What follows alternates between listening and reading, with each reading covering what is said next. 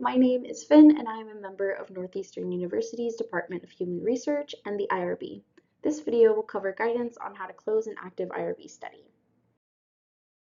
Study closure is a necessary step to ensure that the IRB has accurate records when your approved research has concluded.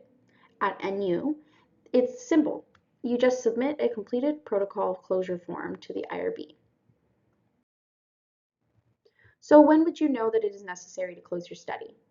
You should close your study when all participants have completed all research procedures, no further contact with participants is needed, and all datasets are completely de-identified with no existing identity key. Please note that you can still analyze de-identified data after study closure.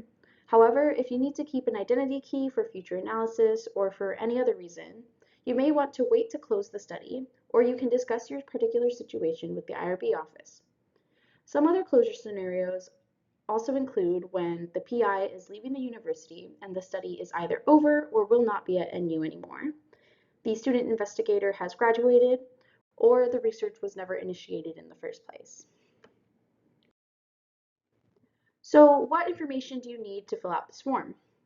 In overview, the protocol closure form requires basic information on the study, the reason for the study closure, research status information, and a signature from the study's PI.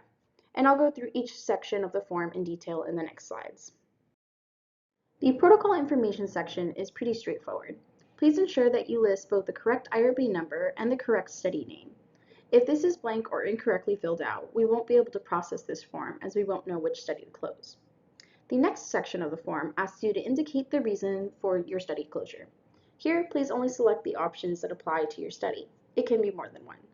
We've listed some common reasons for study closure, but if you find that none of these options listed are appropriate to check, please use the other option at the bottom here and fill in your reason for submitting your study closure.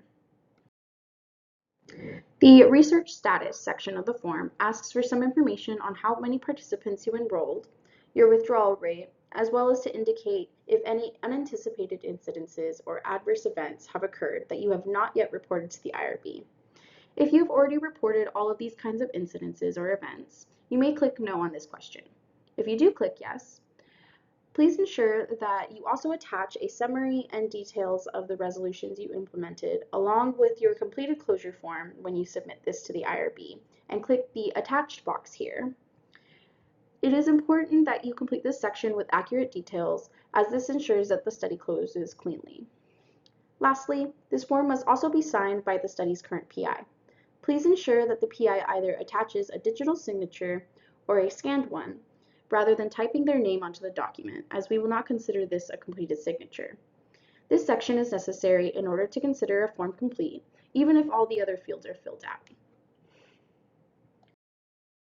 And that's how you fill out the closure form.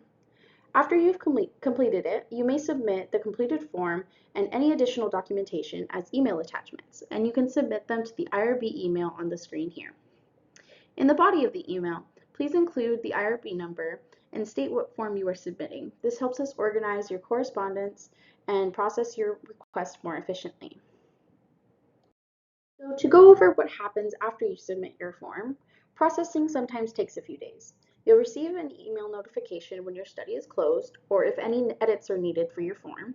And once closed, you cannot recruit new participants, contact previous participants, or keep a key for coded data under this protocol unless otherwise discussed with the IRB office. And that's it for our study closure process. If you have any questions or need further guidance, please reach out to the IRB office at irbreview@northeastern.edu. Thanks for watching.